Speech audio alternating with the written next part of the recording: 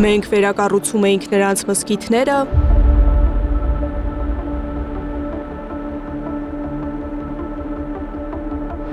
նրանք քանդում են մեր եկեղեցիները։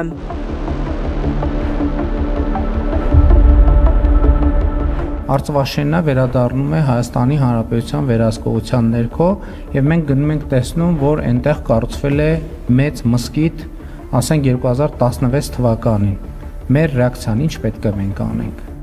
Խաղաղության ճանապարհով գնացող իշխանությունը պարզվում է դիմում է Ադրբեջանին ու Բաքվից հնչող պատասխանները լավ գիտի։ Ասացինք ինչու է քանդում մեր ժառանգությունը։ Հետո պատասխանում։ Պատասխանում են, ասում են լավ ենք անում։ Դե կներեք։ Ինչ։ Դա չեղավ խաղաղություն։ Չէ, դա եղավ խաղաղություն։ Փորձագիտական հանրությունը խիստ մտահոգություն է հայտնում։ Իշխող ուժի կողմից հնչող այս խոսույթով Ադրբեջանին փաստացի լեգիտիմություն է տրվում, ոչնչացնելու հայկական մշակութային արժեքները։ Այսպիսով Նիկոլ Փաշինյանը վառում է կանաչ լույս Իլհամ Ալիևի առաջ քանդել ամեն ինչ կկամենա։ Մեծ հաշվով սա ցավոք սրտի նորություն չէ, այսինքն պաշտոնական Երևանը նոր չէ, որ հրաժարվել է Արցախում հայկական հետքի որևէ նմուշ պաշտպանելուց։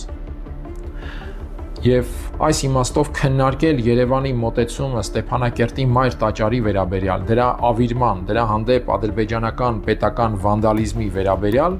ես կարծում եմ նույնիսկ ավելորդ։ Արցվաշենի հիշատակումը պատահական չեն համարում զրուցակիցներս։ Արցվաշենի վերադարձի մասին խոսելը, այն էլ Աղվերանում սահմանազատման շուրջ քննարկումից մեկ օր անց, ակնհայտ ակնարկ է, որի մասին շատ անկեղծ գրում են նաև ադրբեջանական լրատվամիջոցները։ Որոնց թվում էր նաև քննարկումները կապված Հայաստանին, եթե չեմ սխալվում, գյուղերի հետ։ Այդ մարդը եկել է Հայաստանից նոր գյուղեր ստանալ, եւ երբ որ Նիկոլ Փաշինյանը խոսում է Արցվաշենի մասին, ինքը պարզապես փորձում է հասարակությանը կրկին այս մանիպուլյացիաների ձևով համոզել, որ դե տեսեք, էսի հանձնում ենք, բայց փոխարենը գյուղ ենք, բայց այս գյուղերը հանձնում ենք, բայց փոխարենը մենք Արցվաշեն ենք։ Էս էր։ Այս ֆոնին Արցվաշենի մասին խոսելը դիտարկվում է ոչ թե մեկուսացված հայտարարություն, այլ ավելի լայն գործընթացի մաս, կապված սահմանների վերաձևման եւ տարածքային քննարկումների հետ։ Միևնույն ժամանակ փորձագետները ուշադրություն են հրավիրում նաև մեկ այլ վտանգի վրա։ Նման ձևակերպումները կարող են օգտագործվել նաև միջազգային հարթակներում Ադրբեջանի կողմից։ Մաթևոսյանը հիշում է, ինչպես ՄԱԿ-ի անվտանգության խորհրդի ժամանակ Ջեյհուն Բայրամովը Արարատ Միրզոյանի համար մեջբերեց Նիկոլ Փաշինյանին։